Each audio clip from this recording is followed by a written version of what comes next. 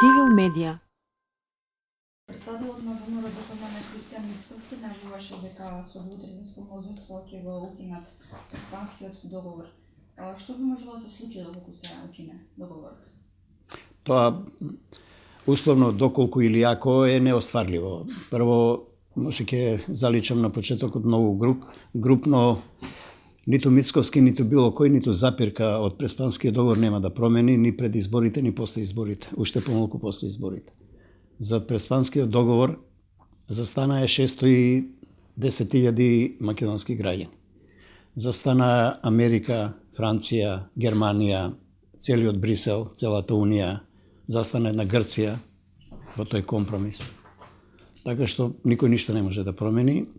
Ова е една не 80, 180 пратеници да добие, еве и 80 да има, што е невозможно научна приказна.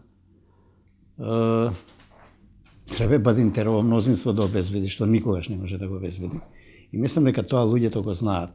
И тоа играње или играрија предизборна на тема Преспанскиот договор, нели уставот ќе го враќаме и така натаму, камо среќа да е тоа можно и да може. Сите во Македонија го сакаме тоа.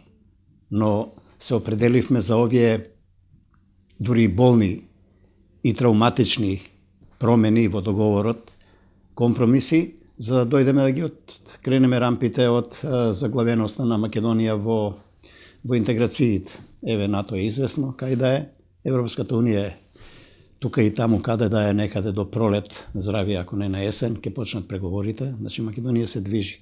Замислете го немаше Преспанскиот, од тоа ништо не ќе се случеше и ќе останавме тука да си атрофираме.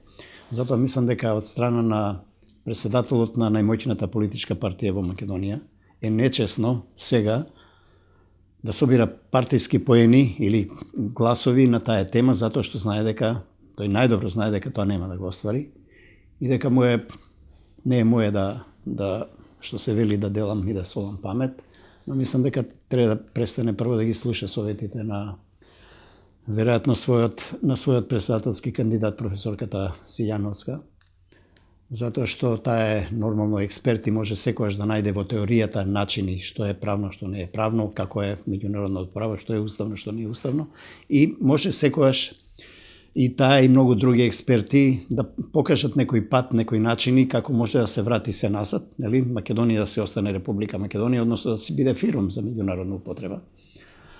Но тој пат е неизводлив едноставно, е многу комплициран и тоа многу добро го знае и опозицијата и посебно кандидатот за премиер. Затоа мислам дека е нечесно да не ја зборува вистината, да не употребам по-груб збор, макар биле избори. Има многу други теми за ветувања.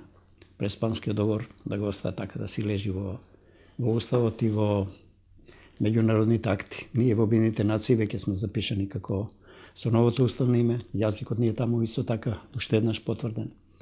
Националноста ни е потврдена. Точно дека има многу пикантери кои се болни за нас, од типот на тие ступидни барања на грците и од шахтите да го бришеме сонцето, нели, од Вергина или од Кутлиш, како сакате. Но мислам дека конечно сите треба да се отрезнат и да се огледаат вистината и реалноста. Што мислите за кампањите што ги водат политичките партии во ВМРО-ДПМН? Дали е искрена таа кампања? Кампањата не е почната се уште официјално, но таа еве се забрефтува. Дел од кампањата и ова дека со 80 пратеници, ако добијат, значи повик излезете граѓани, вие незадоволни, вие што абстиниравте, што ве натеравме да бойкотирате и така натаму, дајте ни ги гласовите, 80 пратеници ние ќе опромениме. Реков и пред малку. И тоа да се случи, пак не може ништо да направи Бадинтерово мнозинство дури да обезбеди. За тој договор стои цела меѓународна заедница, значи цела, многу моќни држави. И мислам дека и тој дел на кампањата значи, треба да остават во адакта, дека е нечесно да се излегува со таа тема во кампања и да се лажат граѓаните, да им се гајат лажни илузии. Мислам е некоректно, целосно некоректно. Има теми од економија, од социјала, од образование, потребни реформи за администрација, за здравствена заштита и така натаму и така натаму. Има куп теми за кои може да се надпреварува со своите политички противници, да ја освојат власта, на граѓаните им треба сега поквалитетен живот, а тоа не може да се обезбеди ако во кампањата главна тема е преспанскиот договор и враќање некакви илузии и сејање магла. Цивил медија